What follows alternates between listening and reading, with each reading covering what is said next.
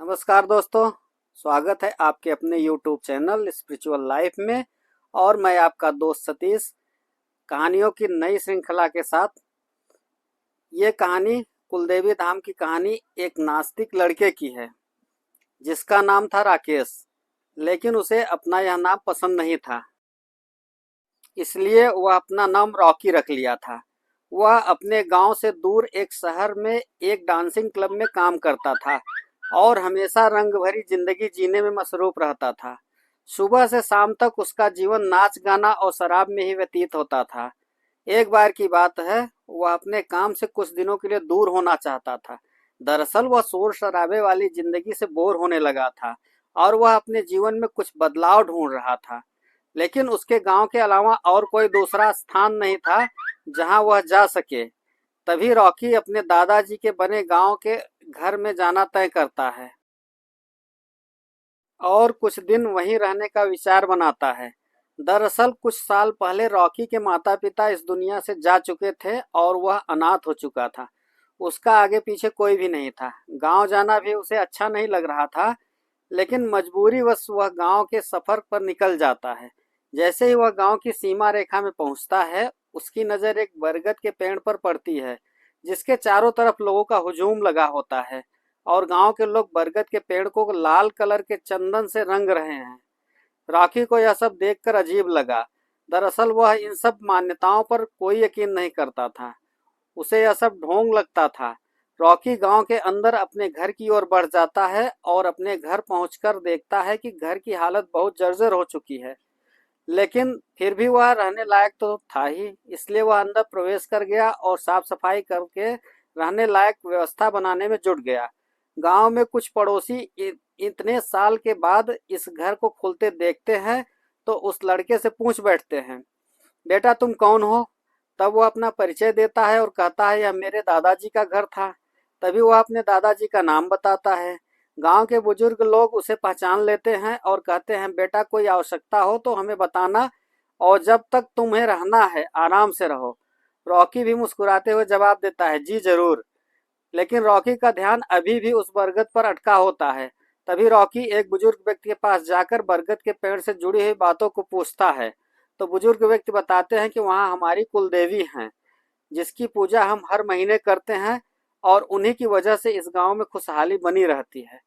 बुजुर्ग व्यक्ति की बात सुनकर रॉकी जोर जोर से हंसने लगता है और कहता है आज के जमाने में भी आप लोग कितनी पिछड़ी हुई बातें कर रहे हो। आज कंप्यूटर का जमाना आ चुका है, लेकिन आप लोगों को वही पुरानी रीति रिवाजों से फुर्सत नहीं है। रॉकी की ऐसी अपमानजनक बातें सुनकर बुजुर्ग को गुस्सा आ जाता है और वह रॉकी को बुरा बुरा भला कहने लगता है। रॉकी भी बुजुर्ग की बात से नाराज होकर वहां से चला जाता है और कसम खाता है जब तक इस गांव की इन सब रीति रिवाजों की पोल न खोल दूं तब तक यहाँ से नहीं जाऊंगा। अगले ही दिन शाम के वक्त गांव वाले अपनी अपनी फसलों की पूजा करने के लिए खेतों में जा रहे होते हैं और रॉकी भी उनके पीछे पीछे खेत तक पहुंच जाता है और छुपकर देखता है।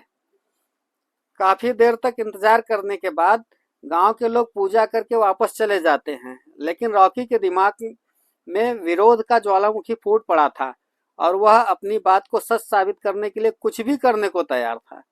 तभी वह खेत के किनारे दिए जलते देखता है और उसके दिमाग में आता है कि क्यों न खेतों में आग लगा दिया जाए। फिर कौन उनकी फसलों की रक्षा करेगा? अब देखता हूँ कौन सी कुल देवी आती हैं बचाने। वह गांव वालों के खेतों में आग लगा देता है और देखते ही देखते आग बढ़ने लगती है और रॉकी गांव की तरफ तेजी से भागने लगता है ताकि उसे कोई देख ना सके। लेकिन जैसे ही वह अपने घर के पास पहुंचता है, वह देखता है उसका घर आग की लपटों से झुलस रहा है और गांव के लोग पानी से आग बुझाने में लगे हुए हैं। उसे कुछ समझ नहीं आता कि यह कैसे हुआ। तभी वह जाकर के वहां के लोगों से हड़बड़ाते हुए पूछता है यह आग कैसे लगी। तभी गांव के लोग बताते हैं बेटा हम यहाँ बैठे थे, अचानक तुम्हारे घर के अंदर धुआं निकलने लगा। हमें लगा तुम अंदर खाना बना रहे हो, लेकिन कुछ देर में तुम्हारे पूरे घर में आग फैल चुकी थी और हम सभी लोग इसे बुझाने का प्रयास कर रहे हैं। लेकिन रॉकी को अपनी गलती का एहसास हो रहा था। उसे लगा कि अब गांव वालों को मैं क्या कहूंगा। तभी अगले ही पल एक किसान दौड़ता भागता आता है और कहता है, अरे चलो देखो, किसी ने हमारी फसलों में आग लगाने की कोशिश की है। और गांव की भीड़ अपने खेतों की तरफ भागने लगती है और रॉकी भी पीछे पीछे जाता है ताकि किसी को इस पर शक न हो। लेकिन जैसे ही रॉकी खेत के पास पहुंचता है तो खेत पहले की तरह लहलहा रहे होते हैं और जो आग रॉकी ने लगाई थी वह केवल फसल के किनारे तक बढ़ी थी। रॉकी समझ चुका था, जरूर यह कुलदेवी की महिमा है, और वह उसी बुजुर्ग के पैरों में गिर जाता है जिस जिससे उसकी बहस हुई थी और सारी बात बता देता है। गांव वाले भी उसे उसकी नादानी के लिए क्षमा कर देते हैं।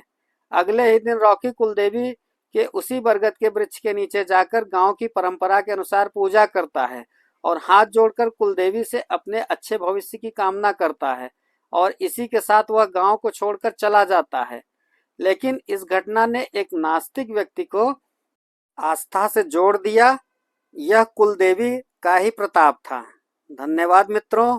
यदि यह कहानी आपको रोचक लगी हो तो चैनल को सब्सक्राइब करें और नोटिफिकेशन बेल को ऑन कर दें, जिससे भविष्य में आने वाले रोचक, ज्ञानवर्धक और महत्वपूर्ण कहानियाँ आपके पास सर्वप्रथम पहुँच सके।